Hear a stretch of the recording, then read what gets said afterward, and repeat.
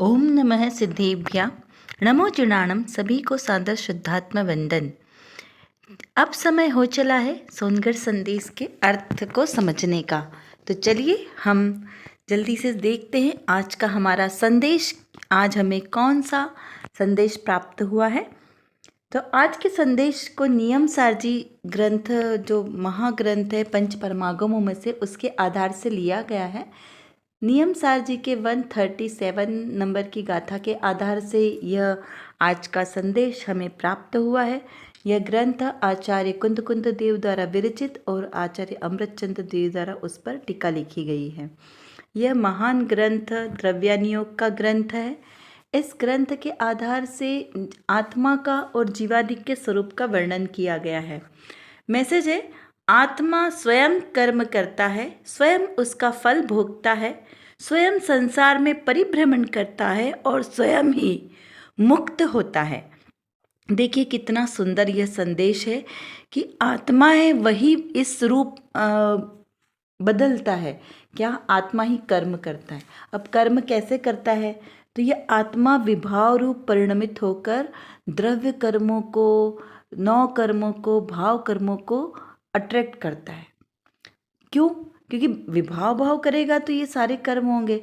सर्वप्रथम नौ कर्म आदि करें। हमने पूर्व की कक्षा में भी सुना ना कि जो आत्मा है वही नौ कर्म आदि रूप परिणमित होता है।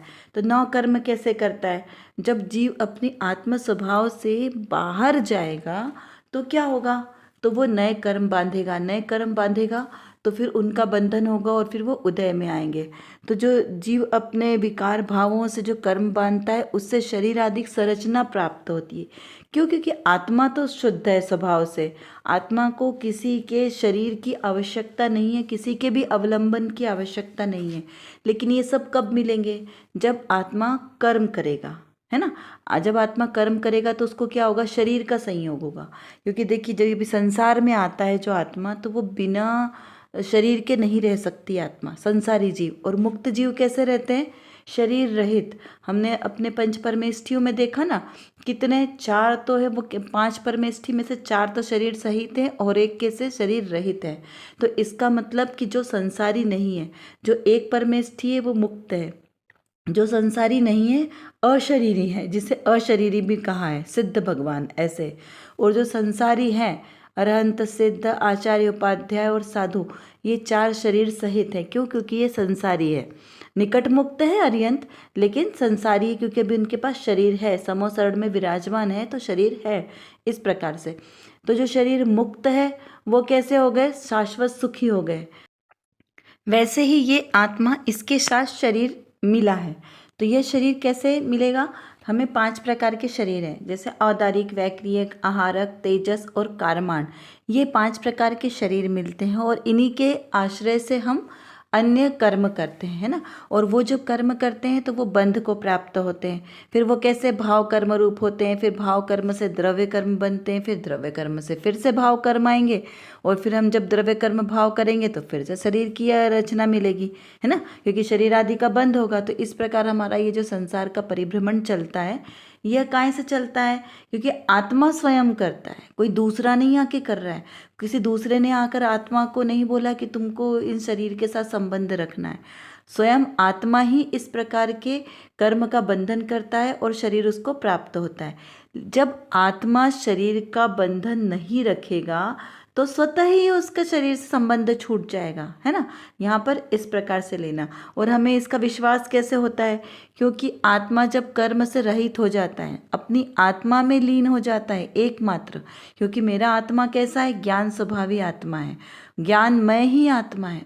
आत्मा में ज्ञान के सिवाय और कुछ नहीं है जो उसके अंदर है। क्योंकि क्या शब्द बोला? ज्ञानमय। तो ज्ञानमय आत्मा है, लेकिन साथ में उसमें क्या है? रागादिक भी है, राग, द्वेष, मोहादिक, ये सब ले लेना। तो ये भी उसमें है, द्रव्य कर्म भी है उसमें। तो कब है लेकिन उसके नहीं है। जो आत्मा है वो तो ज्ञान में, पूरा ज्ञान से ही बना हुआ है। जैसे बोले कि ये शरीर मलिन, शरीर में मलिनता है, तो शरीर में मलिनता कैसी है? तो भाई ये शरीर को हम धोकर साफ कर दें, रोज स्नान करा दे तो ये साफ हो जाता है। तो क्या शरीर साफ हो जाएगा? नहीं। क्यों नहीं होगा? कितने सारा भी आप गंगा जल ले आओ, कितने भी इत्र ले आओ, खुशबूदार साबुन ले आओ और खूब मल मल के उसको साफ करो तो साफ हो जाएगा ना। क्यों? हम स्नान करके आते तो हम शुद्ध हो जाते ना? तो नहीं, वो कभी शुद्ध नहीं हो सकता। क्यों नहीं हो सकता? क्यों? क्योंकि आत्म जो शरीर है वो मलिन पदार्थों से ही बना हुआ है। मल मूत्र हड्डी मांस ब्लड, ये सारे नौ द्वार जो ये घिनकारी निकलते हैं, जो बोलते हैं ना कि नव द्वार भय घिनकारी, तो ये नौ द्वारों से निरंतर मल ही बहता रहता है। क्यों? क्योंकि इसके अंदर पूरा मल ही भरा हुआ है। तो जो चीज़ मल से बनी है उसको आप कितना भी साफ कर लो वो साफ नहीं हो सकता। इसी प्रकार जो मेरा आत्मा है इससे विपरीत वो ज्ञानमय है, वो ज्ञान से ही भरा है, उसमें कभी विकार नहीं आ सकता। लेकिन जो जीव विपरीत भाव करेगा तो उसकी वजह से उसके अंदर ही ये उत्पन्न हो जाते हैं, है ना। जैसे हम कोई चीज़ को अच्छे से प्रिजर्व नहीं करेंगे तो उसमें क्या होगा? स्वतः ही जीव की उत्पत्ति हो जाएगी, क्योंकि सम्मोचन जीव स्वतः हो जाती है ना। कोई उसको आके उसमें जीव के अंडे या वो नहीं डालता है कि उसमें जीव की स्वतः उत्पन्न होती। जैसे मच्छर आदि स्वतः उत्पन्न होते ना, कोई थोड़ी लाकर उनको डालता है, क्योंकि सम्मोचन है। इसी प्रकार यहाँ पर लेना कि आत्मा के अंदर ज्ञान तो है, ज्ञान में आत्मा है, लेकिन कर्म भी इसी में उत्पन्न होते हैं, लेकिन वे नष्ट भी हो सकते हैं। क्यों? क्योंकि वो उसकी जाति के नहीं है, भिन्न है। जैसे वो बच्चे गेम खेलते हो ना आप लोग कि एक घर है उसमें से 5 7 8 चीज़ें, इसमें से कौन इस घर का नहीं है उसे बाहर करो, तो जो यहाँ से अलग चीज़ है उसको हटाओ। तो ऐसे ही जो ज्ञान में आत्मा है, आत्मा में ज्ञान दर्शन चारित्र ये आत्मा के स्वाभाविक गुण हैं। तो ये स्वाभाविक गुण सारे एक साइड चले जाएंगे और जो राग आदि भाव है ये सब विपरीत भाव है, जो जो निमित्त से आकर बैठ गए, मेहमान है एक तरीके से, तो ये मेहमानों को घर से बाहर निकालो। तो ये हमने कब जाना कि ये अलग भी हो सकते हैं? क्यों? क्योंकि हम अपने पंच परमेष्ठी में देखा कि जो पंच परमेष्ठी में 5 हमने परम पद बनाए, जो उत्कृष्ट पद बनाए, उसमें से धीरे धीरे एक मार्ग है जिसे कहा मोक्ष मार्ग। उस मार्ग पर चलते चलते तीनों पदधारी नीचे के जो गुरु पद के हैं, साधु उपाध्याय आचार्य, ये तीनों तो एक ही ना, साधु परमेष्ठी मुनिराज, ये सारे धीरे धीरे आत्मज्ञान में लीन होकर 4 घाती कर्मों का नाश करके कैसे हो गए? अरहंत पद को प्राप्त हो गए। तो अभी वो संसार में है लेकिन फिर भी कैसे हैं? मुक्त की ही तरह है, क्योंकि वो निश्चित ही अब मोक्ष जाने वाले हैं। अब उनका संसार में वापस लौट कर आना नहीं है, क्योंकि उनको अरहंत पद प्राप्त हो गया, 4 घाती कर्म नाश हो गए। अब धीरे धीरे उन्होंने आत्मा के आश्रय से देखिए ध्यान से सुनना, आत्मा के आश्रय से उन्होंने बचे हुए 4 कर्मों को भी नाश कर दिया और कैसे बन गए? अशरीरी, सिद्ध हो गए।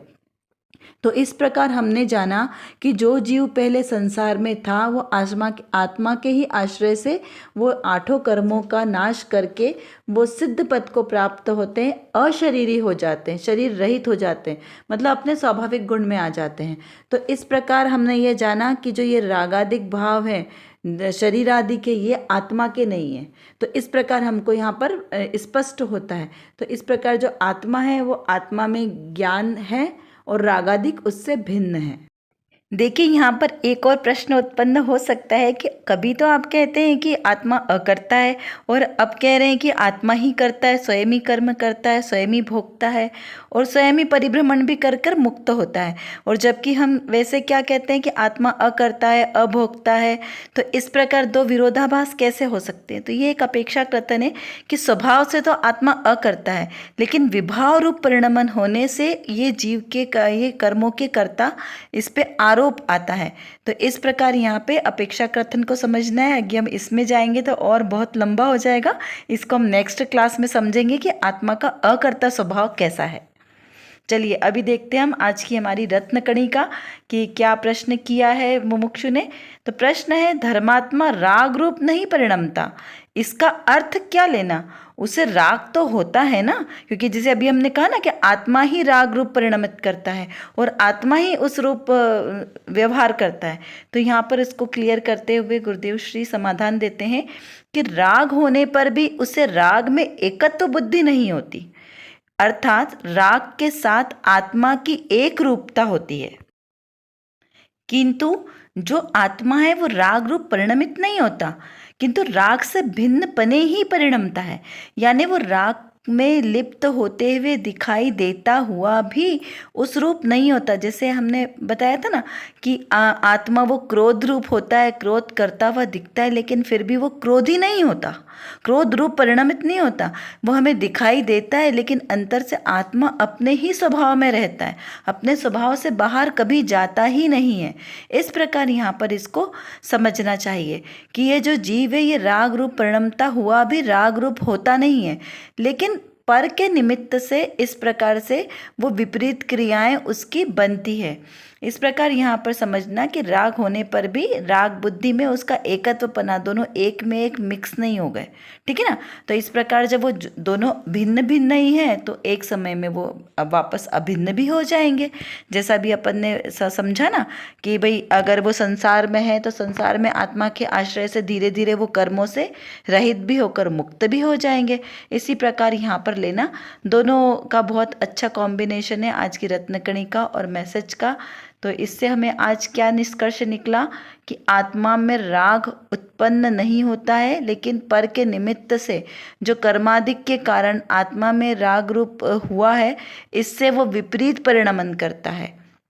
और जब आत्मा अपने स्वाभाविक गुणों में, अपने ही स्वभाव में परिणमन करेगा, अपने ही स्वभाव में रमेगा, जमेगा, लीन हो जाएगा, तो निश्चित है वो ये सारे कर्म, द्रव्य कर्म, भाव कर्म और नौ कर्म से रहित होकर मुक्त अवस्था को प्राप्त हो जाएगा।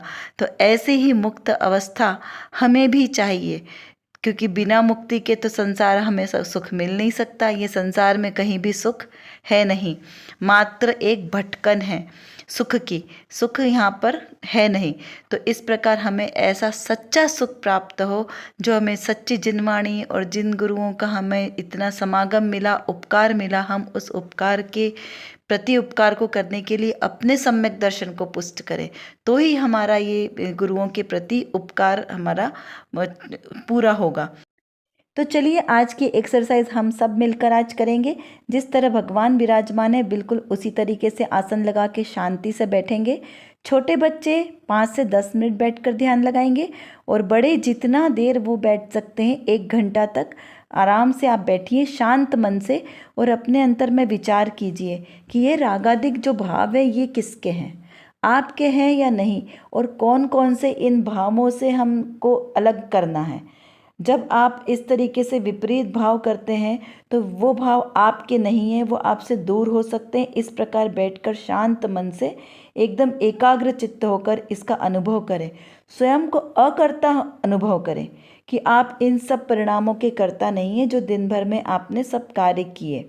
इस प्रकार चिंतन कीजिए, और यदि आपका भाव बने तो आप अपना अनुभव हमें कमेंट बॉक्स में लिखकर अवश्य बताएं कि आपको इस प्रकार शांत बैठना कैसा लगा। तो हम अपनी आत्मा में रमे जमे, उसमें ही लीन हो जाए और अपना मोक्ष मार्ग प्रशस्त करें। इसी भावना के साथ आप सभी को सादर जय जिनेंद्र। इसी तरह चिंतन करते रहिए और मिलते हैं हम अगली कक्षा में।